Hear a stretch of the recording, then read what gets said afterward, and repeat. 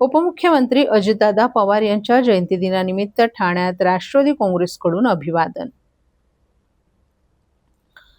राज्याचे माजी उपमुख्यमंत्री स्वर्गीय अजितदादा पवार यांच्या जयंतीदिनानिमित्त आज ठाण्यात राष्ट्रवादी काँग्रेस पक्षाच्या वतीनं जनसंपर्क कार्यालयात त्यांना भावपूर्ण अभिवादन करण्यात आलं। या निमित्तानं भजनाच्या कार्यक्रमाचंही आयोजन करण्यात आलं होतं।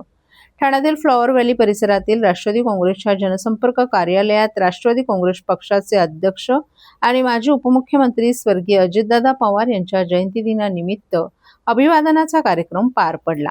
यावेळी स्वर्गीय अजितदादा पवार यांच्या प्रतिमेला पुष्पहार अर्पण करून त्यांच्या कार्याचा गौरव करण्यात आला।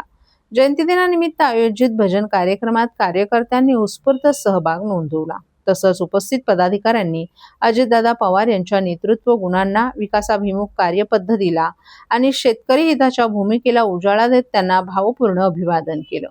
यावेळी माजी खासदार आनंद परांजपे, राष्ट्रवादी काँग्रेसचे नगरसेवक आणि पदाधिकारी सुहास देसाई, प्रभाकर सावंत, युवक अध्यक्ष वीरू वाघमारे, महिला अध्यक्षा वनिता गोतपगार, युवक सचिव मोहसिन शेख, रवी पालव, आशिष गिरी, जिया शेख यांच्यासह पक्षाचे पदाधिकारी आणि कार्यकर्तेही मोठ्या संख्येने उपस्थित होते।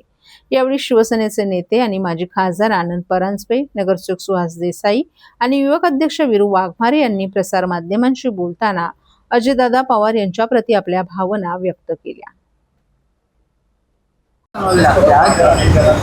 खरं तर आजही विश्वास होत नाही की असा कधी प्रसंग आमच्या कार्यकर्त्यांवर येईल। राष्ट्रवादी काँग्रेस पक्षाचे राष्ट्रीय अध्यक्ष, राज्याचे लोकप्रिय उपमुख्यमंत्री यांचं विशेष प्रेम या कार्यालयावर होतं। महाराष्ट्रातलं पहिलं कार्यालयाचं उद्घाटन त्यांच्या हस्ते झालं होतं आणि माझे सहकारी नजीब मुल्ला, सरचिटणीस अल्पसंख्याक समाजाचे निरीक्षक यांच्या पुढाकाराने आणि राष्ट्रवादीचे सर्व आम्ही पदाधिकारी, आज गोतपगारताई आहेत, सुहास देसाई आहे, काका आहे, रवी पालव आहे, मोहसिन आहे, आशिष गिरी आहे, टकी चोलकर आहेत, सर्वच पदाधिकाऱ्यांनी जोशामध्ये 9 ऑगस्ट 2023ला या कार्यालयाचं उद्घाटन आम्ही केलं। त्यानंतर पुन्हा एकदा युवक दादांचा या कार्यालयात आला। आपण सगळी होतात सकाळी 6:30 वाजता सुहास देसाईंच्या प्रवेशासाठी 5:30ला देवगिरीवरून निघून 6:15ला अजितदादा या कार्यालयात प्रवेशासाठी होते। दादा, तुमची नेहमी येण्याची, वेळेवर येण्याची सवय, ह्या वेळेला तुम्ही चुकलात, आम्हाला पोरकं करून गेलात आणि अशी जयंती तुमची करावी लागेल हे आमच्यासारख्या कार्यकर्त्यांना आजही विश्वास होत नाही।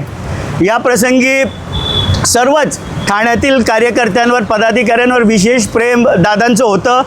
कधीही निमंत्रण कुठल्याही कार्यक्रमाचं दिलं, कुठलीही ठाण्याची समस्या आम्ही घेऊन गेलो की तात्काळ ते सोडवायचे। नजीब मुल्ला असेल, सुहास असेल, सगळ्यांना आम्हाला म्हणजे हक्कानी आम्ही देवगिरीवर अपॉइंटमेंट न घेता जायचो आणि आज ते आमच्यात नाही, हा विश्वास आजही बसत नाही।